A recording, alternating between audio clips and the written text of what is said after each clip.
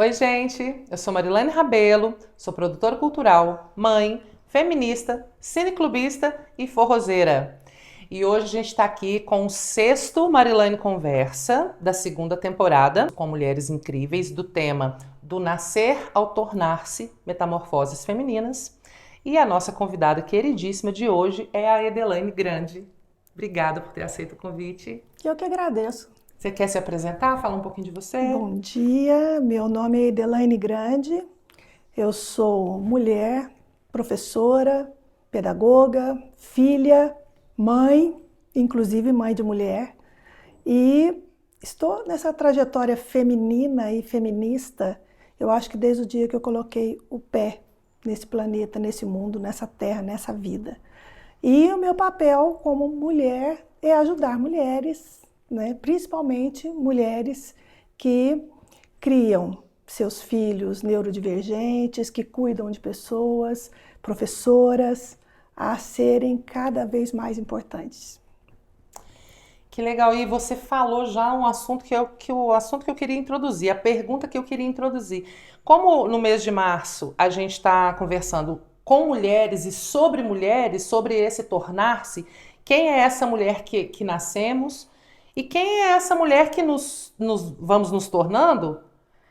Ainda mais quando a gente tem mais tempo de vida aí, a gente já foi muitas mulheres, né? Então a primeira coisa que eu queria te perguntar era isso: quem nasceu, a Edelaine que nasceu, como é que era essa menina dentro do contexto ali? Ela foi criada para ser que tipo de mulher?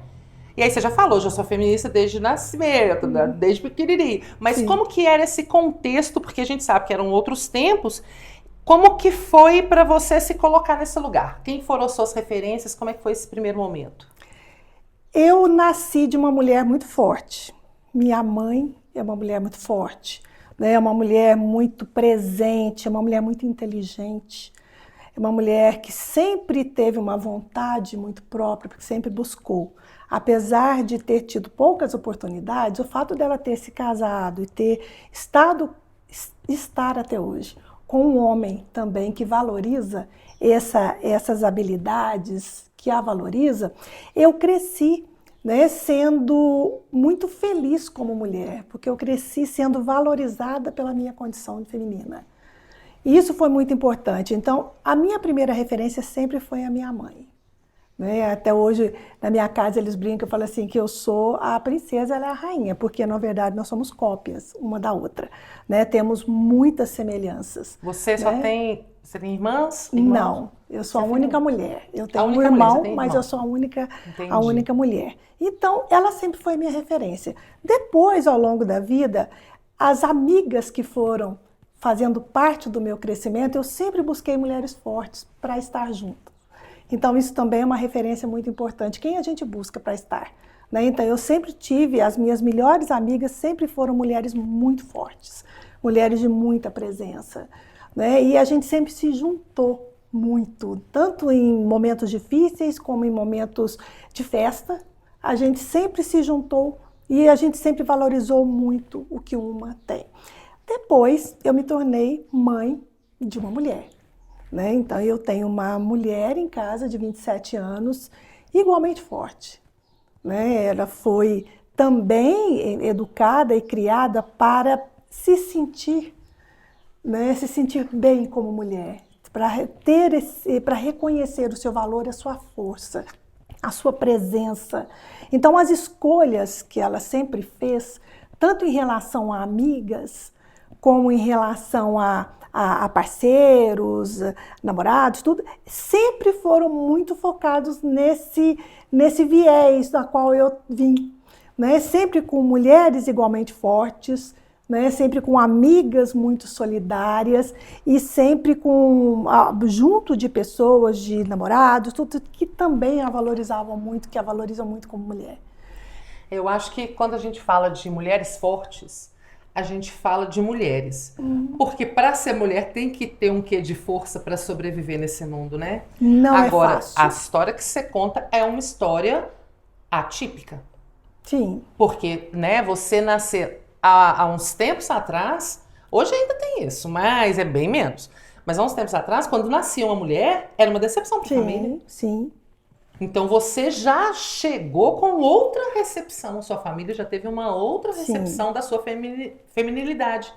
é por aí. É por aí. Até porque os homens que sempre fizeram parte da minha vida, meu pai, meu irmão, meu marido, meus amigos, sempre valorizaram muito a mulher. Eu nunca tive na minha história de vida alguém que passasse pela minha vida, a não ser em alguns momentos profissionais. Sim, Mas eles não ficam, eles passam. O que fica é sempre aquele referencial de homens que valorizam as mulheres. E aqueles que passaram e que não agiram assim, hoje são uma lembrança de um aprendizado para mim. Porque diz aquele ditado que o que não nos mata nos fortalece. sim, E aprender com o negativo, aprender com o outro que não está de acordo com o seu princípio, com o seu valor, é importante também, porque isso nos ajuda a criar ferramentas para poder consertar o ambiente e nos dar armas para poder lutar contra aquilo que nos oprime. Então é sim. assim. E aí você tendo nascido nesse lugar de recepção, de ser bem-vinda, em que momento ali na sua juventude, não sei se às vezes até na infância, mas na juventude, você percebeu que era assim na sua família, mas para o mundo não exatamente, que ser mulher tinha um preço, um custo diferente de ser homem? Você teve um irmão, então vocês foram crescendo, né? Em algum momento você deve ter olhado e se comparado e falado, Eu acho que a partir do momento que a gente entra no mercado de trabalho, isso fica muito mais evidente na vida da gente. Porque quando você está num ambiente escolar de educação, onde você é um aluno, onde você é um aprendiz, você vai cancelando essas situações, né? Você vai aprendendo, mas isso não vai fazendo parte daquilo que você é. Quando você vai para o mercado de trabalho, que você é obrigado a conviver, que você é obrigado a estar junto, que você tem que dialogar com o machismo, você tem que dialogar com situações que te diminuem enquanto pessoa, enquanto mulher, enquanto uma pessoa inteligente. Às vezes até as suas ideias ficam em segundo plano, sendo que situações que você poderia estar resolvendo, poderia estar ajudando. Eu fui muito feliz na minha escolha profissional porque eu sempre trabalhei num ambiente mais feminino que a sim. escola. Uhum. Né? Então, escola, eu sempre dialoguei muito com professoras. Né? E a convivência, né? O fato de a gente estar ali todos os dias tentando resolver, tentando dar um suporte à vida de alunos, né? De crianças, convivendo com outras mães, isso também ajuda muito nesse fortalecimento, nessa criação daquilo que a gente nesse filtro que a gente vai fazendo. Então, o ambiente escola é um ambiente também muito favorável para a gente se fazer mais forte enquanto mulher. Eu acredito que hoje em dia, como o ambiente educacional seja um ambiente também que tem muitos homens, né, acaba que ele está mais voltado, né, mais para as questões pragmáticas, estratégicas e menos afetivas, menos empáticas. Então, eu vejo um exemplo, quando a gente está falando de um estudante, por exemplo, né, da situação, das especificidades, das subjetividades daquele estudante, é muito comum as professoras se solidarizarem, se compadecerem, criar um vínculo, né, afetivo, né, elas terem uma posição mais emocional com esse aluno, ao passo que os professores homens falam assim, não é assim, ele tem que ser tratado igual aos outros, isso é problema dele, isso é problema da família. Então, os homens, eles tendem a ser muito mais frios, pragmáticos, estratégicos, e nós, mulheres, somos mais empáticas, somos mais próximas, somos mais afetivas e conseguimos, consequentemente, às vezes, na maioria das vezes, conseguimos resultados muito mais próprios, muito mais positivos, muito mais felizes do que os homens professores. E como a gente estava conversando um pouquinho antes de começar a gravação, eu acho que toda a estrutura social que a gente vive, essa estrutura patriarcal, ela nos coloca desde muito jovens, coloca as mulheres no papel das cuidadoras e o homem no lugar do se vira. Você não é homem, não? Você não é homem? Homem não chora. Homem... Então toda essa postura que a sociedade coloca e a gente acha que é nossa, a gente internaliza isso como se é o natural nosso, né? Faz com que os homens tenham mesmo esse distanciamento emocional, porque foi, afinal de contas, o homem não chora. E xiriquinhos, e essa coisa de mulherzinha? Tá parecendo uma mulherzinha? Qualquer sensibilidade, fragilidade, emoção que um garoto, né, um menino demonstra, já é uma crítica, e ser chamado de mulherzinha é ofensivo. Né? Jamais, você me chama de qualquer coisa, mas não me chama de mulherzinha. E para as mulheres, exatamente o contrário. Então você vê que muitas das vezes, é claro que isso hoje tem mudado, mas muitas das vezes as brincadeiras das meninas, das crianças, né, das menininhas, tem a ver com o doméstico. Sim. É cozinhar, é cuidar de bebê, é trocar fralda, é bebê que fala, é bebê que mija, é bebê... Né? Então, assim, todo esse lugar. E aí, quando você fala do ambiente escolar, é outra coisa que a gente vê. Mudou um pouco hoje, sim, mas ainda quanto mais novo a idade, quanto mais jovem, Fundamental 1, educação infantil, mais mulheres. Sim. Quando eles já ficam maiorzinhos, aí os homens falam assim, agora eu posso porque não preciso cuidar. Né?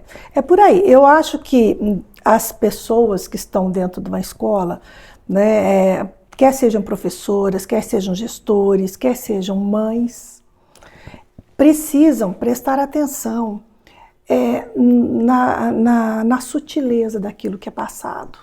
De uma brincadeira, de uma fala, do mesmo jeito que é preciso que a gente ofereça oportunidades, experiências múltiplas e totalmente destituídas desses rótulos de gênero, a gente precisa também prestar atenção naquilo que está vindo. Porque, na maioria das vezes, Marilaine, a criança reproduz aquilo que ela recebe em casa. E já é comum, já é do nosso fazer enquanto educadora, viver. Um dia, hoje nós estamos ensinando. E a gente não presta atenção que por trás de algumas falas que os meninos têm, de alguns comportamentos que eles desenvolvem dentro da sala de aula com as colegas, com as meninas, já são reflexos daquilo que eles vivenciam em casa. Então, que horas que esse ciclo vai ser quebrado? Tem que ser quebrado ali naquele ambiente da escola, quando a professora ou o professor conseguem atuar positivamente, mudando aquele paradigma, mudando aquela ideia, mudando aquela fala, deixando com que o menino perceba o valor, fazendo com que aquele menino, com aquele homem, perceba o valor daquela menina, daquela mulher que está ali, aquela professora que está ali. E aí a gente sai desse rótulo do mulher cuida. Homem fala, se vira, vai, problema seu. A gente precisa, enquanto espaço de educação, se apropriar da nossa responsabilidade de educar pessoas para além desses rótulos. Educar pessoas para serem solidárias, para serem empáticas, para serem colaborativas, independente daquilo que elas trazem. Esse ciclo, às vezes, de violência que começa na fala, ele tem que ser quebrado ali onde ele acontece. E não adianta, Marilaine, falar assim, não, olha, nós estamos em março, estamos falando sobre as mulheres, vamos fazer um dia da mulher especial para os meninos darem flores. Quantos abusadores mandam flores?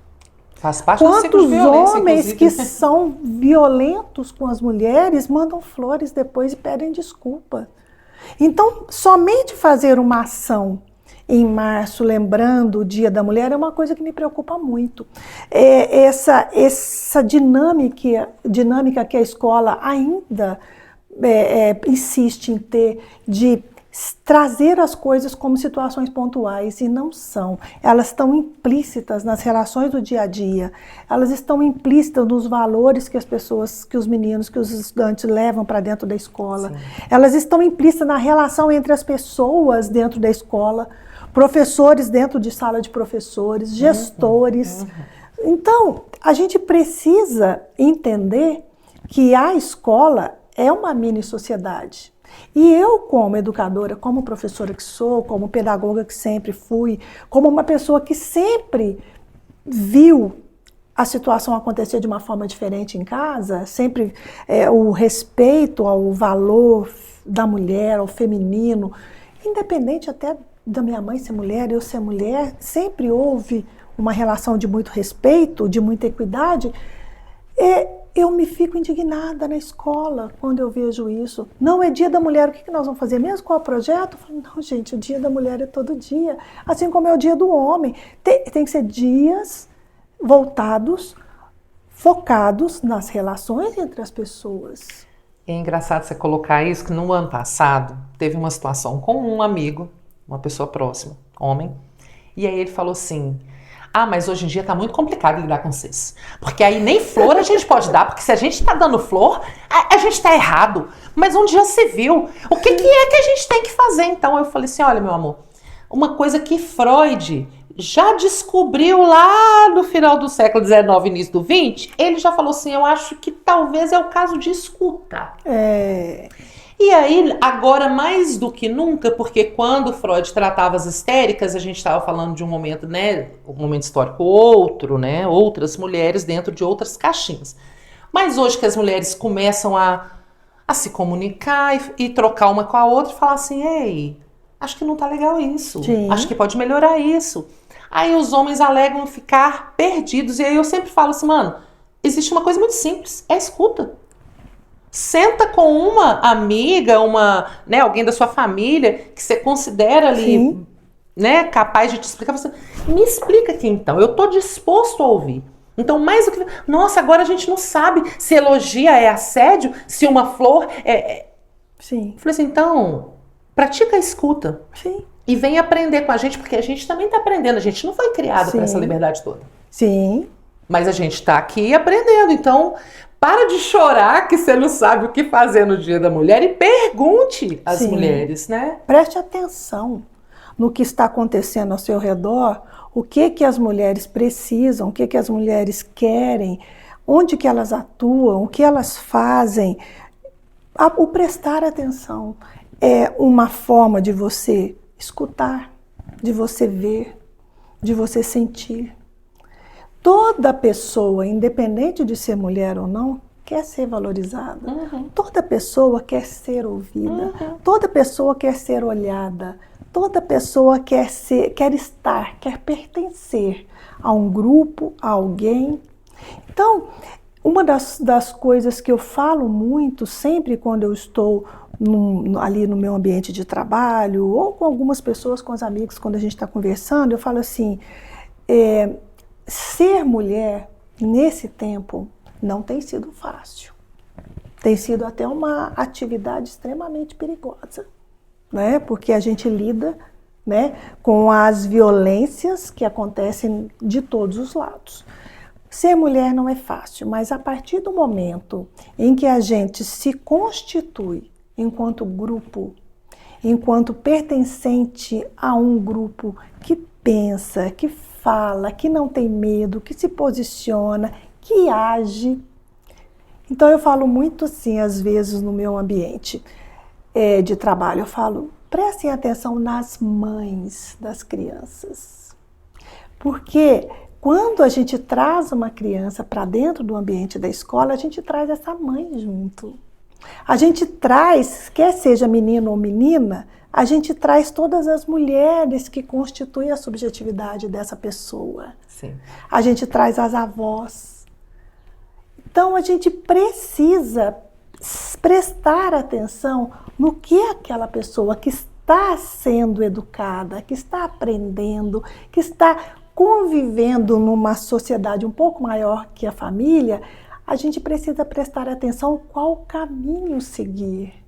Sim. Porque senão, Marilane, a gente vai começar, primeiro, a fazer vistas grossas para uma série de problemas, para uma série de situações, de pequenas violências que a gente sabe onde vai dar. Uhum. A gente olha para aquilo ali e a gente sabe onde vai dar no futuro. Ou a gente vai começar a separar demais as coisas. Não, nós somos escola. Nós estamos aqui para ensinar conteúdo. Matemática, currículo. Uhum. O que está implícito nesse currículo?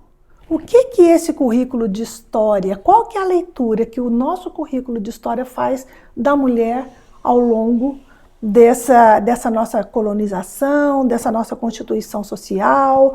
Qual que foi o papel? Que mulheres são essas que fizeram parte da história? Onde elas estão? O que elas fizeram? Onde elas estão na nossa biblioteca? Depois vem a questão curricular, onde a gente precisa ver qual que é o papel dessa mulher dentro dessa nossa constituição social, dentro dessa nossa história, né? E depois a gente precisa saber o que é que nós, enquanto mulheres e enquanto pessoas, estamos reproduzindo dentro daquele ambiente. Sim. Quando a gente começa a prestar atenção nas meninas, no que elas estão fazendo com o corpo delas, como que ela está se relacionando com os meninos, né? Como que ela está circulando no grupo de pertencimento dela, qual a relação que ela tem com a mãe, com a família. Isso tudo é muito importante. Isso é o grande currículo. A gente fala que é o currículo oculto, é aquilo que está para além de um ensino, de um caderno, de um livro. Uhum. Né? São as relações. Eu presto muita atenção nisso. E o meu papel enquanto educadora é sempre chamar a atenção do ambiente para isso. Então, uma vez eu tenho um fato assim, até muito cômico, né? Que eu trabalhava numa determinado lugar, né, educacional, de uma determinada instituição, e aí veio aquela dúvida: o que é que nós vamos fazer para o Dia da Mulher? O que nós vamos oferecer? Para quem? Vamos oferecer para todas as mulheres. E uma das mulheres que trabalhava comigo sugeriu da gente fazer um cartãozinho bem singelo, bem fofo, e colocar numa lixa de unha. E entregar. Eu respirei fundo, né? E eu falei assim: eu, enquanto mulher que cuido, que trabalho, que educo pessoas, que tenho toda uma presença social, me recuso a ganhar uma lixa de unha como símbolo daquilo que eu sou. Me recuso. Isso é de uma ofensa à nossa subjetividade e o tamanho que a gente é dentro dos espaços que a gente está. E foi muito engraçado, porque eu dei uma resposta tão instintiva, espontânea, né, que eu acho que quem propôs nem tinha muita noção daquilo que estava propondo. Sim. E era uma mulher. Sim. Então a gente precisa, Marilane, fazer presença, ser presença. Essa presença não só feminista, mas essa presença feminina e humana e não embrutecida em todos os lugares. Porque o embrutecimento também fecha portas, fecha diálogos, fecha possibilidades de relações.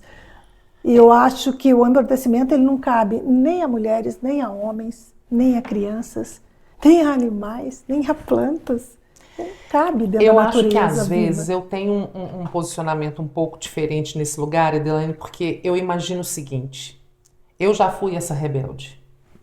Eu já fui essa poucas ideias, sem tempo, irmão, para explicar. Uhum. Eu acho que tem uma fase em todas as minorias oprimidas, quando a gente toma consciência, né? Você vai pegar, sei lá, os negros, você toma consciência de tudo que você viveu, que você normalizou uma vida inteira, você achou que era daquele jeito que era. E pronto. E aí você toma consciência de que não, que pode ser diferente, que tá errado.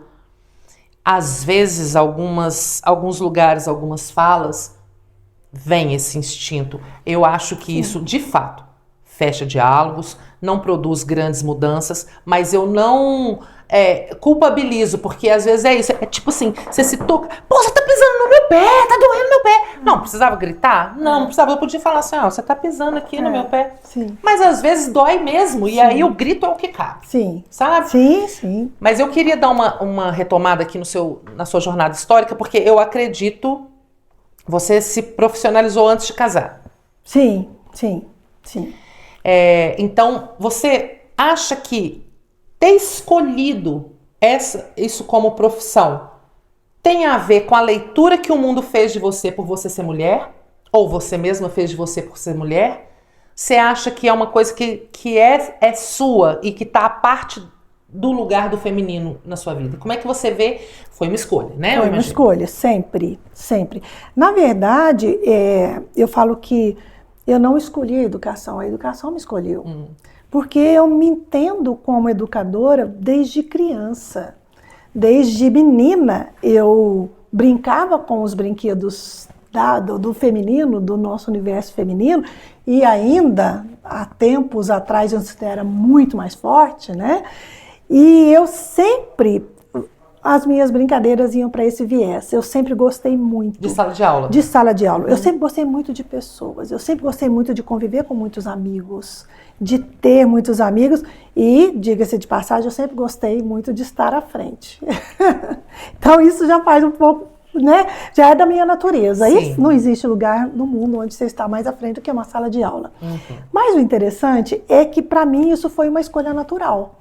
Né? Foi um caminho, um curso, um percurso natural. Eu não tive grandes dramas. Ai, meu Deus, o que eu vou ser? Eu vou ser advogada. Eu já tive vontade de ser médica num momento da minha vida, mas que a impossibilidade de ser, por questões até familiares, também não me trouxe um drama, não. Eu sempre sofri muito pouco pelas coisas. Muito pouco. Eu sempre achei, eu falo que o meu tempo de ressignificação é tão rápido, é tão curto, que as coisas passam.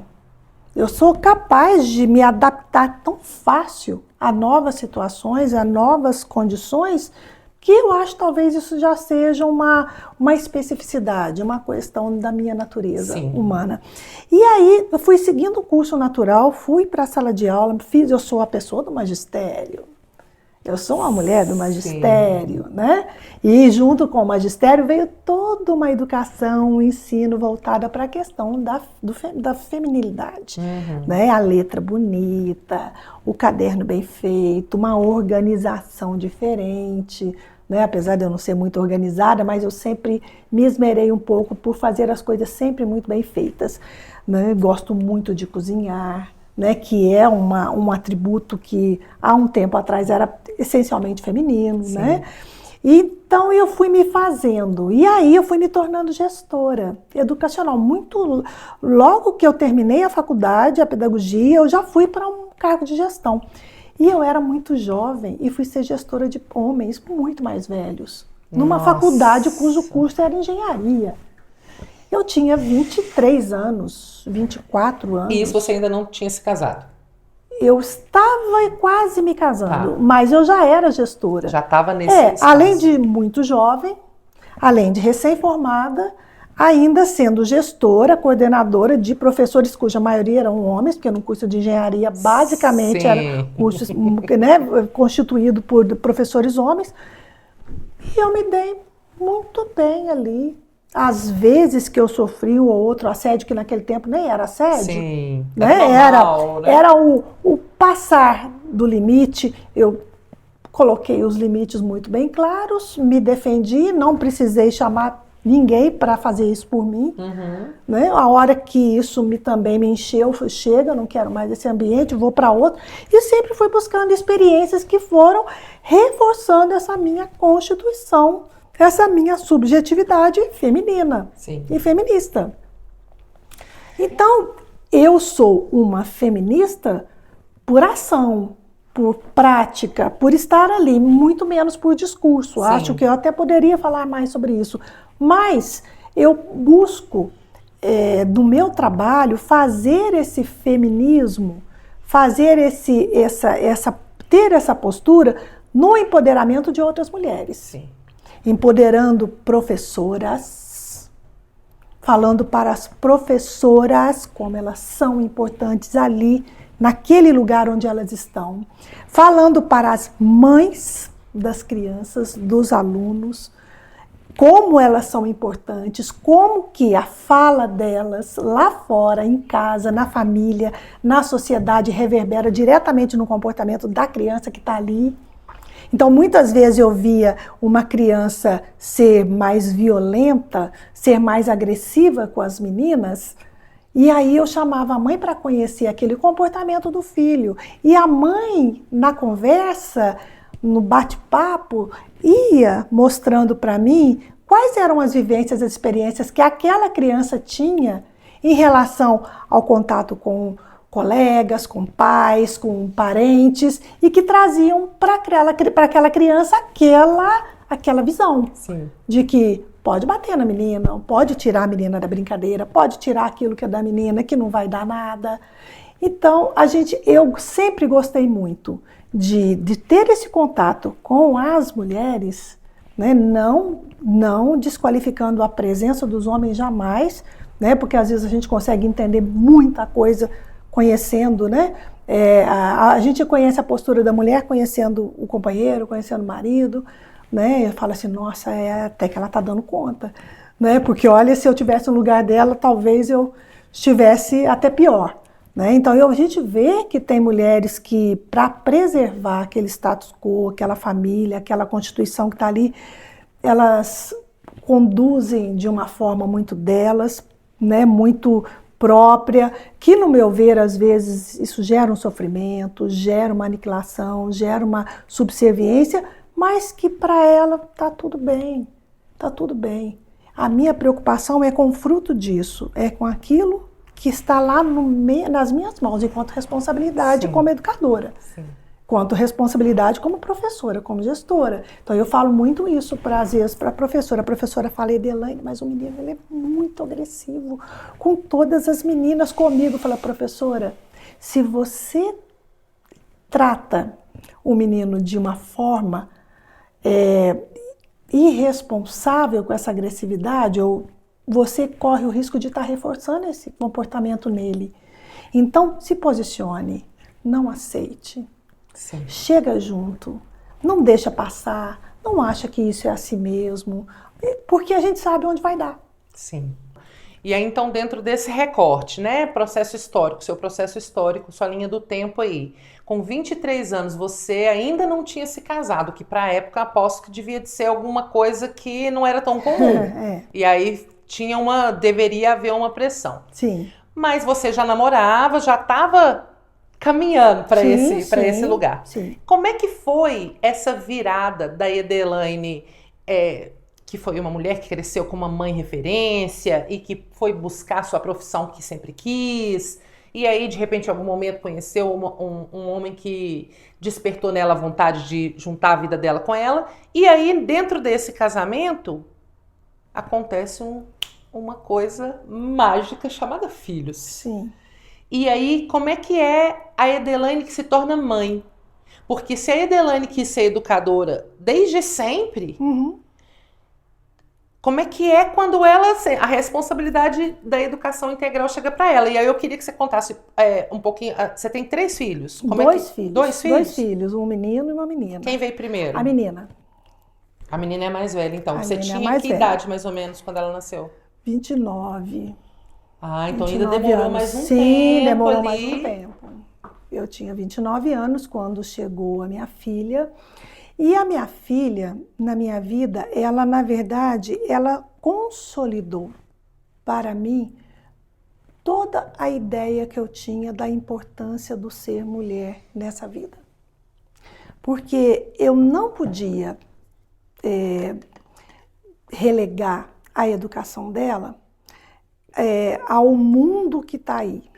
Porque o mundo que precisava Na verdade, eu não podia ir na frente preparando o mundo para minha filha. Eu tinha que preparar uma filha, uma mulher, para o mundo que ela encontraria. Então, diante disso, eu tentei sempre ser exemplo. Isso a gente educa pelo que a gente é e não pelo que a gente fala. Então, ser exemplo de honestidade comigo e com o meu grupo de pertencimento, buscando mostrar para ela no dia a dia que a gente não precisa, né, lutar com determinadas armas, né, e sair abrindo e fechando portas, que a gente, ao ser mulher, ela ia encontrar a dificuldade dela, mas que ela ia ter um lugar de pertencimento, ela ia ter amigas, ela ia fazer escolhas, tanto que a minha filha também sempre escolheu mulheres fortes para ser amiga.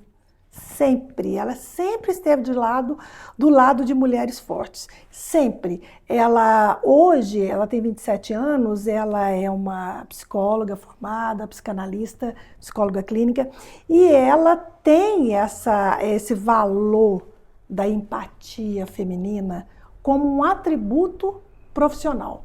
Aonde que ela aprendeu isso? A universidade? A universidade ensina conteúdo.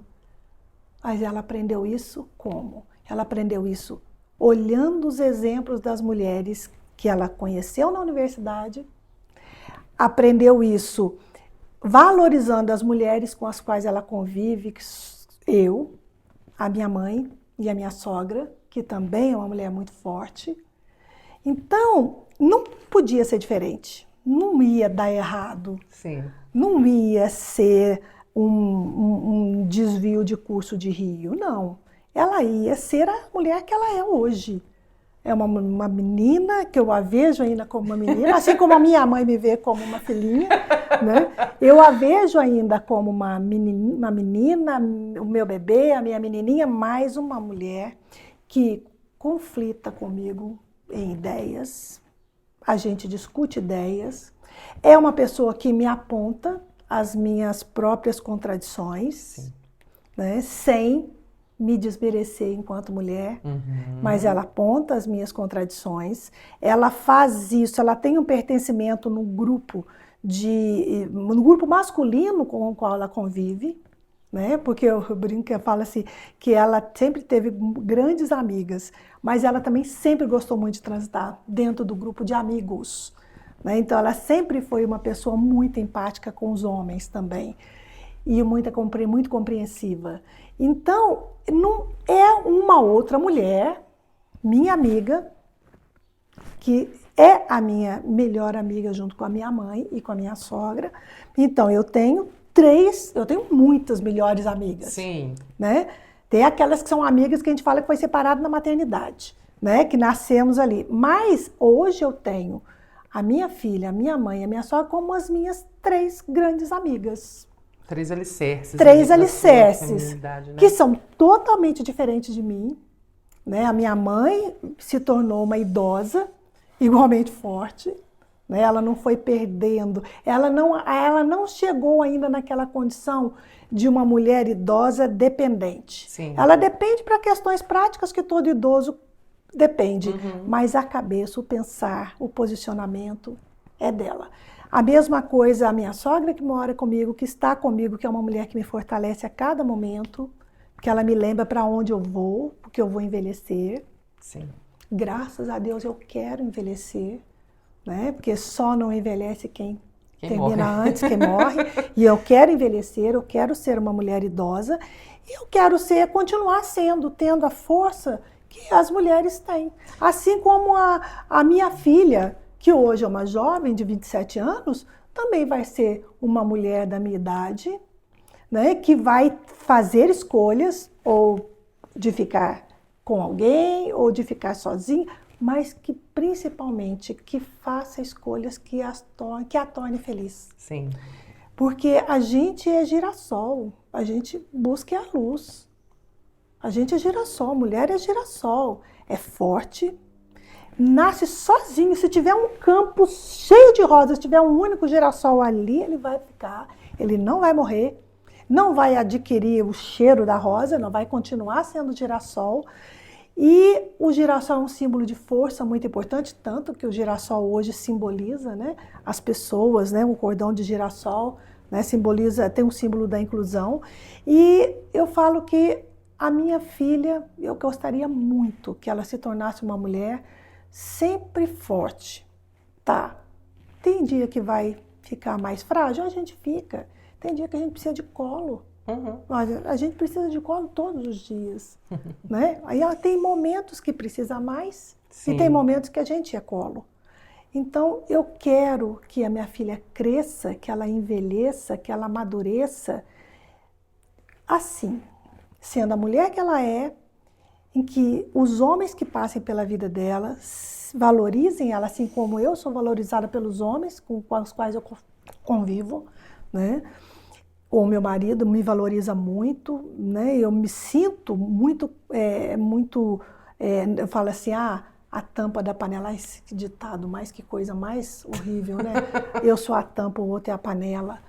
E o complemento, não existe isso. Eu sou eu, o meu marido é ele, e a gente se complementa no convívio, a gente se diverte, mas a gente vai crescendo junto. Ele enquanto na condição de homem, eu enquanto na condição de mulher.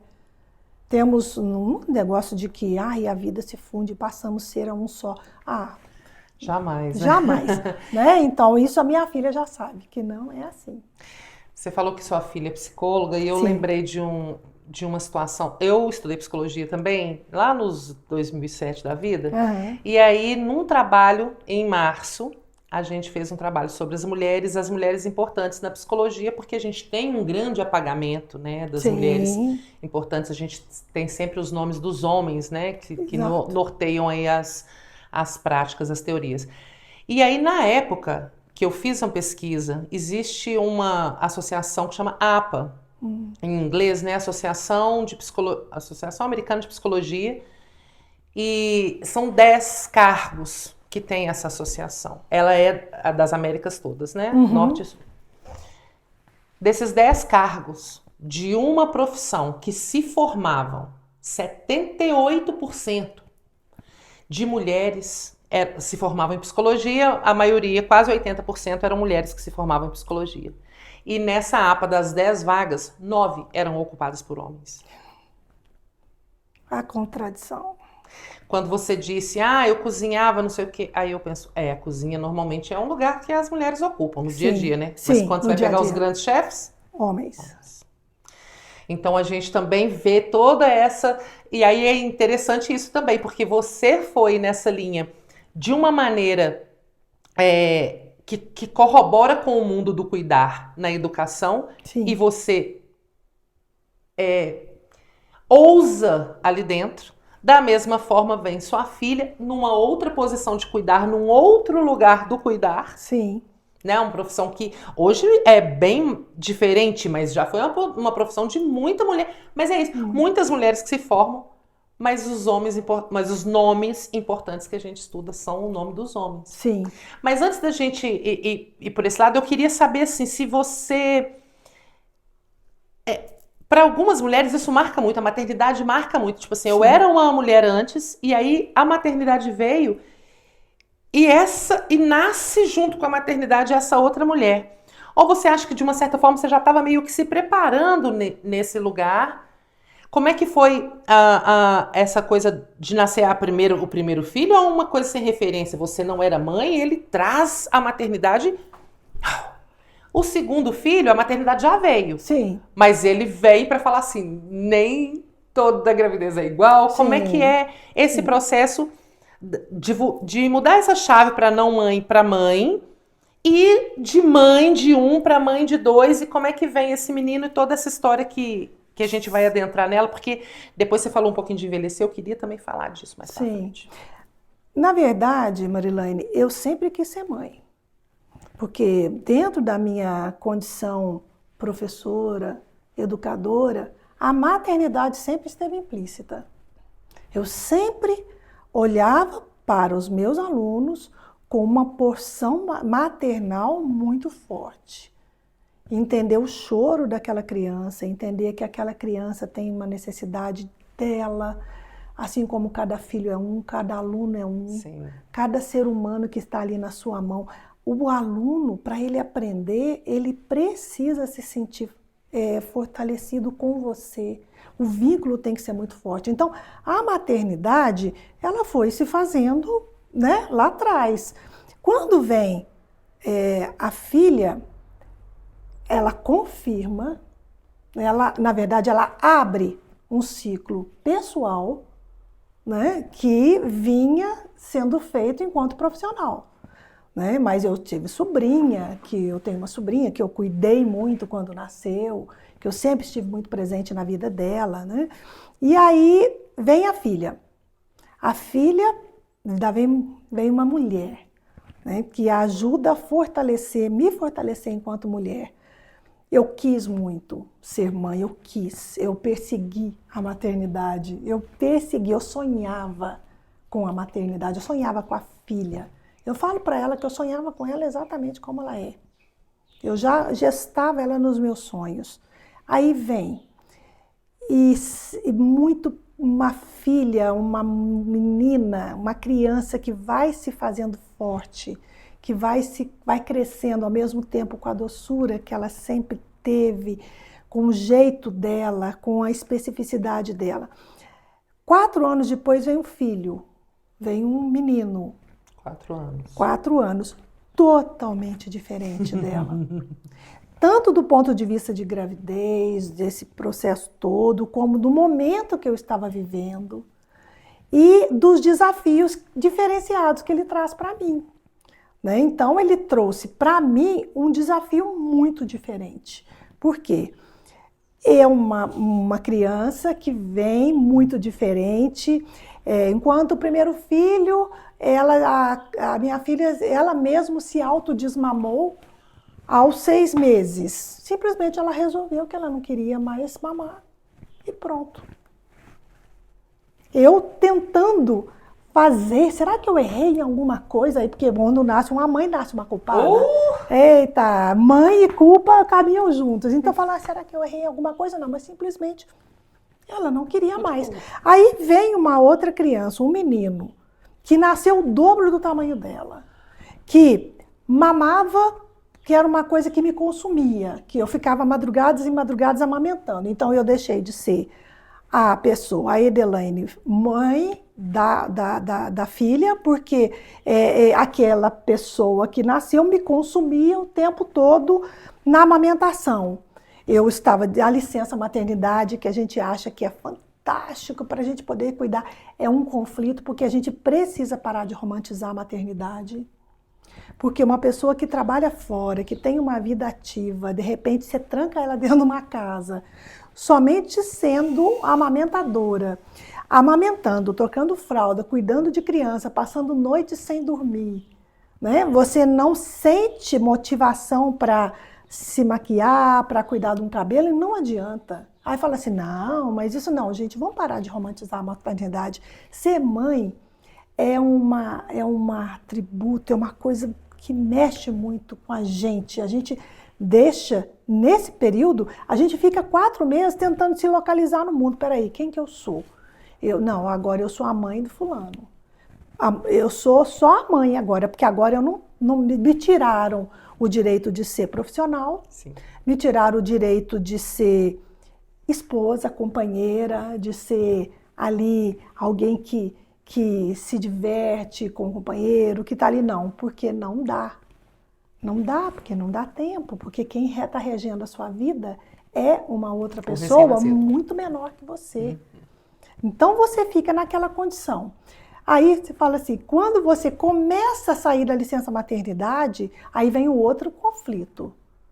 Né? Ponto, eu vou voltar para o meu profissional, eu vou voltar a investir na minha carreira, eu vou voltar a ser uma presença importante dentro daquele ambiente profissional, mas aí depois eu volto para casa e aí eu me vejo de novo dentro daquele ambiente onde eu sou mãe, eu tenho que dar banho, eu tenho que lavar a roupa, eu tenho que cuidar da alimentação, eu tenho que amamentar, Então, vamos imaginar aqui que nós não somos uma mulher. Nós somos todas as mulheres que a vida nos coloca, nos exige que sejamos. E aí, eu sou essa mulher profissional que investe na carreira, que estuda muito, porque eu sempre gostei muito de estudar, sempre gostei muito de investir muito no meu conhecimento e de aplicar isso no meu ambiente, no meu trabalho, né, de fazer a transferência daquilo. E aí eu sou mãe de uma menina que continua, né, tendo aquele apelo, aquela necessidade de estar com a mãe, com a referência, e sendo mãe daquele menino. E aí eu tenho uma segunda preocupação que vem junto com ser mãe de menino.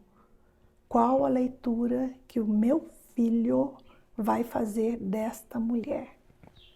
Porque assim como eu tinha que ser um exemplo para criar uma filha, eu tinha que ser um exemplo de mulher para que o meu filho fosse um homem diferente daquilo que a gente vê.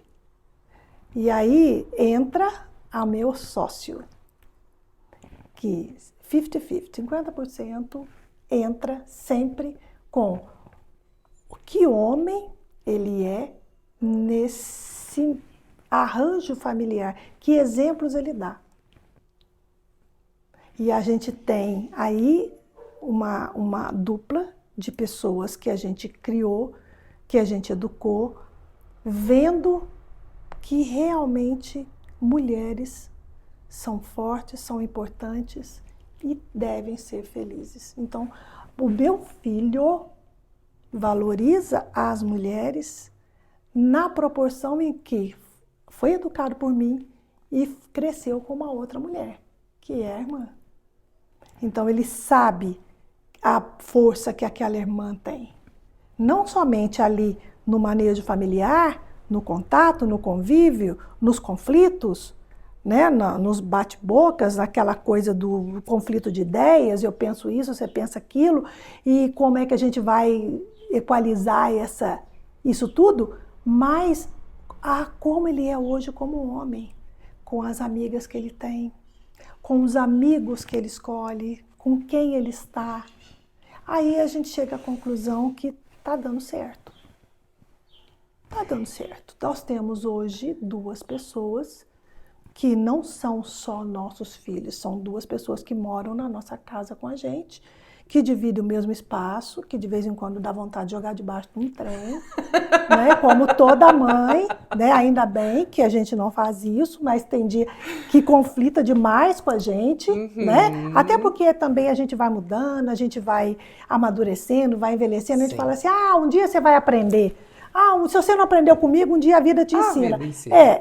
E são 2 pessoas igualmente importantes onde estão. Então, a maternidade, o fazer sementes, a gente faz semente boa, porque a semente, a planta, a fruta não cai longe da árvore. Sim. E aí eu queria fazer um gap histórico, nós vamos lá para frente, porque o nosso tempo já está caminhando para o final, Flavinha já deu o sinal para a gente ali, e eu queria falar um pouco disso. Eu até pensei da gente adentrar no assunto que é o tema do seu trabalho, Sim, de inclusão, mas o papo acabou indo por outros lugares e tudo bem, foi para onde foi ok. Mas eu queria poder falar disso com você antes da gente concluir nossa conversa, que é o direito da mulher de envelhecer. Isso nos foi tomado. É claro que o que acontece? A expectativa de vida aumentou bastante. Eu acredito que o ser humano não foi feito para durar esse tempo todo. Nosso organismo diz ou dá alguns sinais de que não. E quando a gente vai olhar no tempo histórico da humanidade, a gente vê que a gente nunca tivemos uma perspectiva de vida tão longa quanto agora. E agora também a gente tem a coisa da juventude ser o mote da busca. Porque a juventude nem sempre foi valorizada dessa forma como é hoje. Sim. Mas hoje sim. E hoje a gente tem o quê? Tecnologias e a ciência e a medicina. Sim. Que te diz, Tem uma ruga, a gente resolve. Tem um problema, a gente resolve. A gente resolve todos os probleminhas no sentido de te rejuvenescer ao máximo. Sim. E de deixar você o mais parecida com a sua filha possível, porque envelhecer é um crime. Sim. Para uma mulher, principalmente. Porque para um homem é até charmoso, né? Sim. Um homem grisalho é um homem charmoso, dá aquela... Nossa. A mulher, né? Eu sei muito bem. Sim.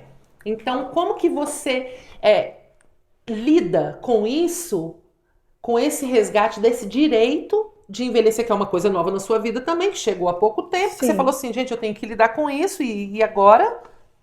Como é que foi? Como é que é? Então, eu percebo, à medida que eu vou amadurecendo, né, eu sempre falo para as mulheres idosas, eu fiz um trabalho há pouco tempo, né, um ano passado, com um grupo de sêniores, onde a maioria eram mulheres. Né? Então eu fazia um resgate de memórias. A minha presença com eles, com elas, era sempre fazer resgate de memórias da mulher que elas sempre foram, da filha, da criança, né? E mulheres de 80, 75, 90 anos. Né?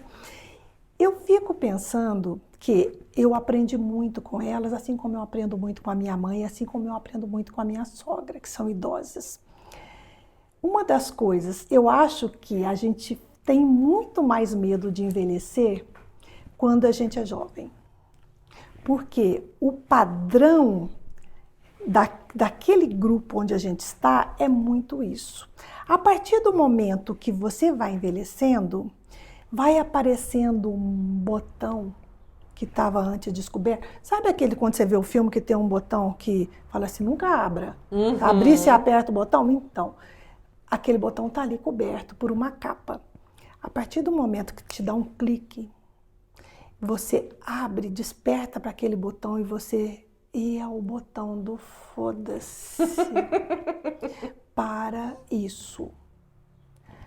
Eu quero ser feliz. Se usar um creme anti-rugas e uma maquiagem legal me deixa feliz, ótimo. Eu vou comprar o creme.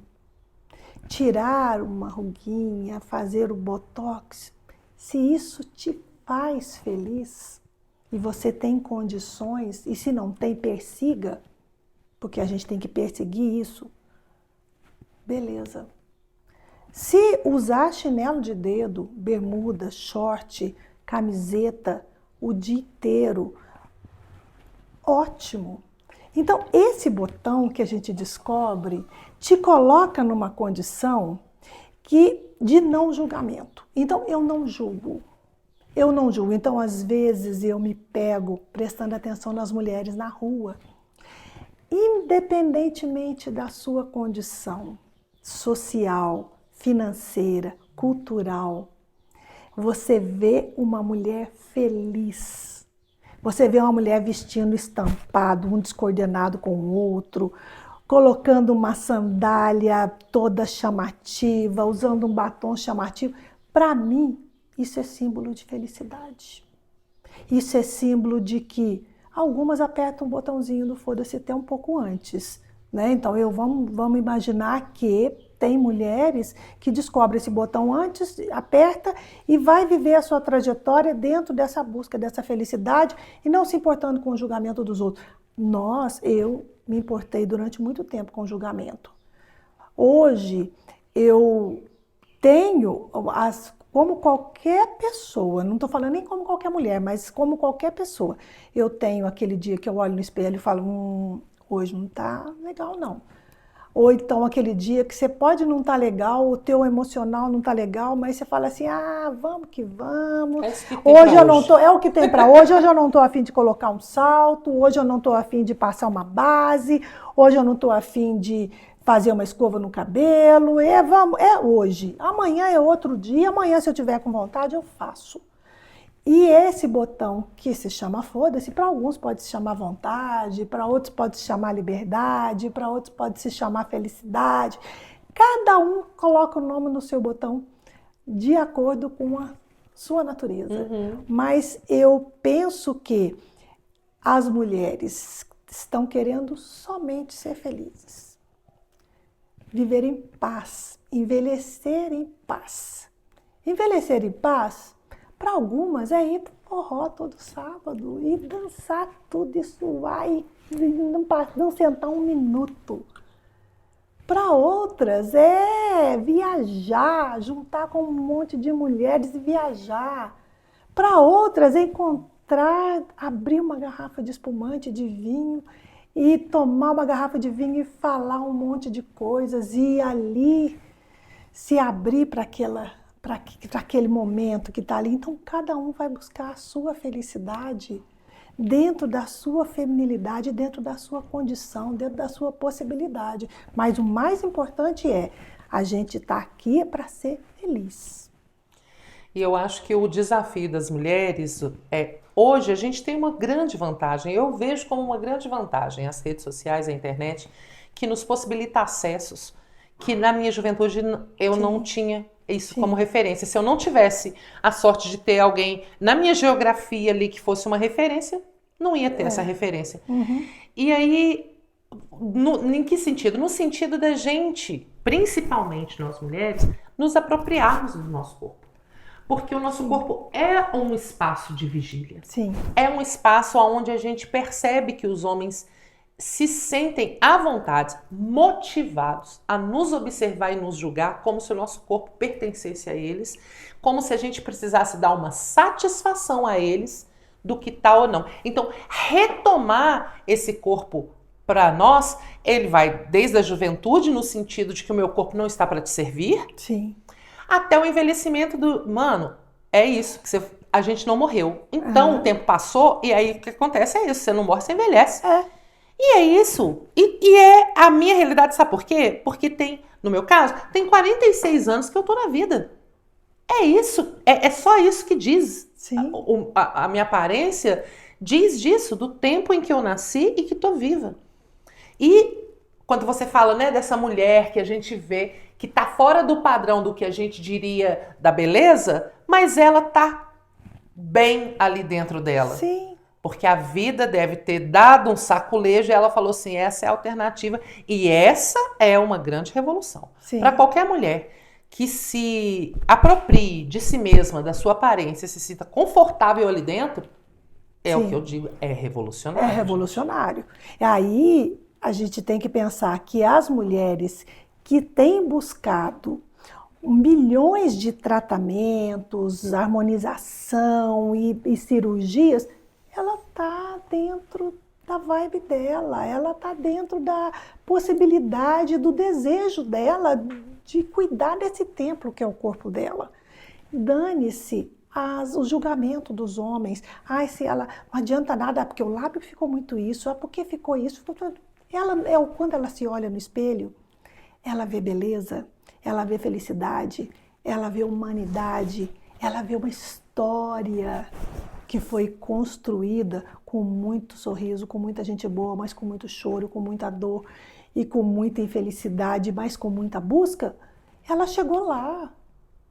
Nós queremos chegar lá. Eu quero chegar aos 80, igual a minha mãe, aos 88, igual a minha sogra. Eu quero, sabe, eu quero poder. Eu não é todo dia mais que eu uso salto alto, mas os meus sapatos estão lá. Se um dia eles vão virar herança, tudo bem. Mas enquanto não são herança, o dia que eu quiser usar o meu salto 15, eu vou usar. Sim. E eu vou usar aquilo porque isso me deixa confortável, porque isso me deixa feliz, porque eu não estou preocupada com o julgamento do outro, porque eu só estou preocupada com o meu conforto. Eu não vou usar nada que me aprisiona, que me causa dor, que me deixa desconfortável, que me deixa invisível, porque a invisibilidade, a gente não gosta muito de ser muito vista, porque existe uma certa agressividade, né? Quando a gente é vista, os homens às vezes são agressivos nessa percepção da visibilidade da gente. Mas a gente também não quer ser invisível, não. A gente quer ser percebida. Todo mundo quer ser. Não é uma condição da mulher, não. Todo mundo quer ser visto. Sim, claro. Então, gente, olha, caminhando aqui para o nosso final, eu queria passar a palavra para a Edeilane poder fazer um encerramento dela e no encerramento dela ela colocar como que é esse trabalho que ela faz sobre inclusão. A necessidade de ter alguém para trabalhar, para incluir, já diz muito dessa sociedade, né? Então, eu sei que é uma luta grande e certamente solitária. Então, para a gente finalizar o nosso papo, eu queria que você falasse um pouco sobre esse trabalho que você desenvolve. Eu sou consultora na área de inclusão, mas junto a isso eu gostaria de trazer um conceito de inclusão que tem muito a ver com esse bate-papo que nós travamos aqui, essa conversa gostosa. Quando a gente pensa muito em inclusão, a gente pensa muito na pessoa com deficiência, né? A gente pensa muito na diversidade, a gente pensa muito nas necessidades, nas especificidades humanas, na equidade. Fazendo um gancho com isso tudo que nós conversamos aqui sobre a questão da mulher, eu penso que está na hora, essa é uma boa oportunidade para a gente falar sobre a inclusão da mãe neuroatípica. A inclusão da mãe que cuida de uma criança autista, com nível 3 de suporte, com nível 2 de suporte, das mães, das mulheres que nunca desistiram dos seus filhos, apesar das deficiências que eles têm. Porque a mãe vê o filho, vê a pessoa que precisa dela e não a deficiência do filho. E ao mesmo tempo, Marilane, a gente pensar na solidão que essas mães que estão aí, né, cuidando desses filhos 24 horas por dia, porque crianças autistas, né, elas exigem um cuidado, exigem uma presença muito efetiva e ao mesmo tempo uma presença muito afetiva, tem que ser assim, para fazer com que aquela pessoa se desenvolva, com que aquela pessoa viva. Quantas mães de pessoas, né, de crianças com TDAH, quantas mães de crianças com deficiências do neurodesenvolvimento que estão aí nas escolas, na luta com seus filhos, tentando encontrar um lugar para que seu filho seja incluído. Quando a gente inclui uma criança PCD, quando a gente inclui uma criança neurodivergente na escola, num ambiente social, a gente inclui essa mulher também. A gente inclui essa mãe.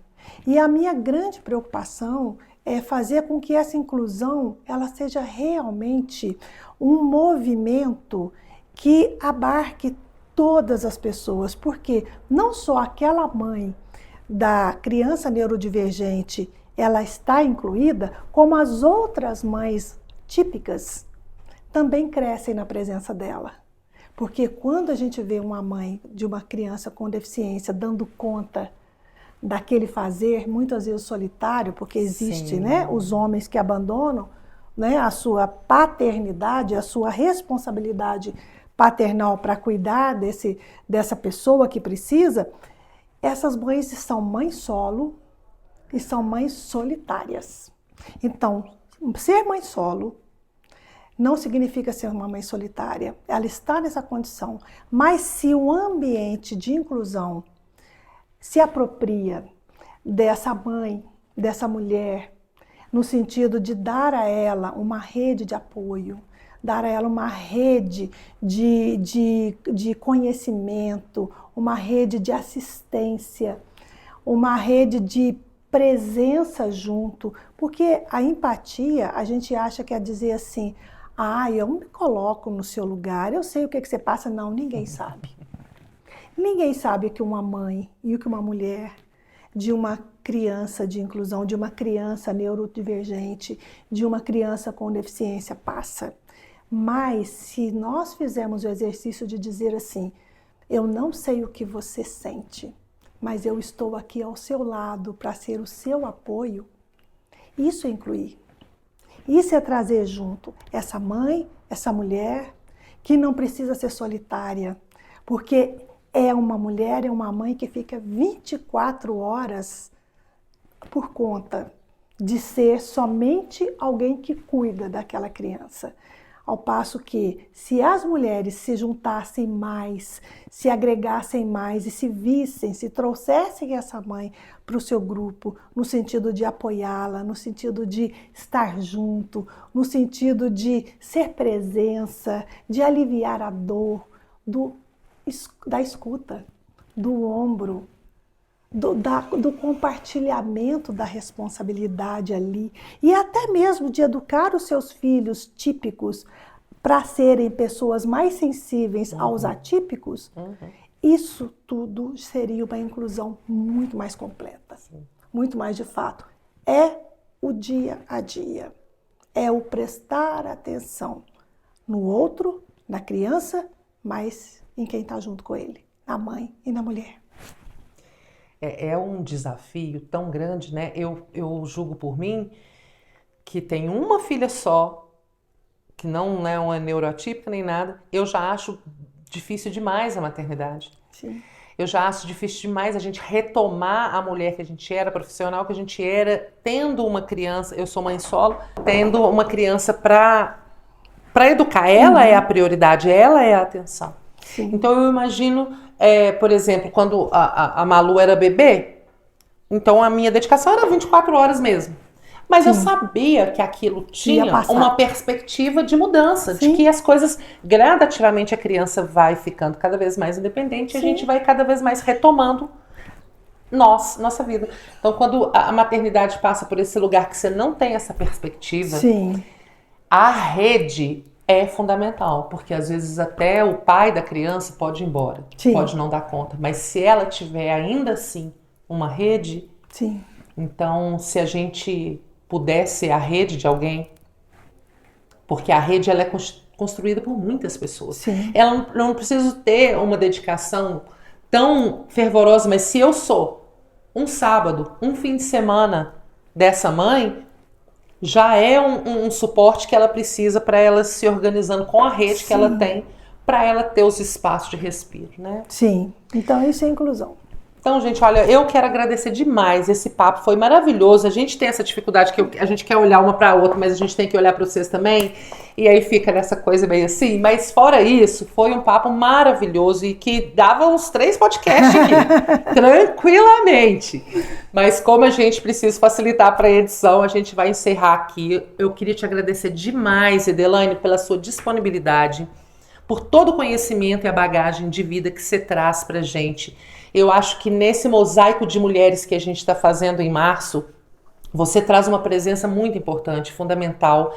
Eu não conhecia a Edelaine pessoalmente, é a primeira vez que a gente está se conhecendo.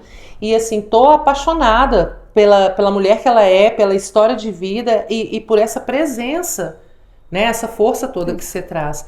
Maravilhosa mesmo. Quero agradecer demais, agradecer a Flávia sempre que está aqui com a gente em todo o suporte e que fez a ponte entre eu e a Edelaine. Muito obrigada, Edelaine. Quer agradecer? Eu gostaria de agradecer pelo momento, pelo bate-papo, por dar voz, né, a essa condição, né, de ser uma pessoa de inclusão, de ser uma educadora, de ser mãe, de ser filha, de ser cuidadora, né, porque a gente vai caminhar para isso. Agora eu cuido, mas futuramente eu quero ser cuidada. Obrigada, viu? Eu que agradeço, meu amor. Então obrigada, é isso, Flávia. Gente. Semana que vem temos mais uma mulher maravilhosa para conversar com a gente. Aguarda aí que vocês vão ver a divulgação logo, logo. Um beijo, até lá. Um beijo feminino.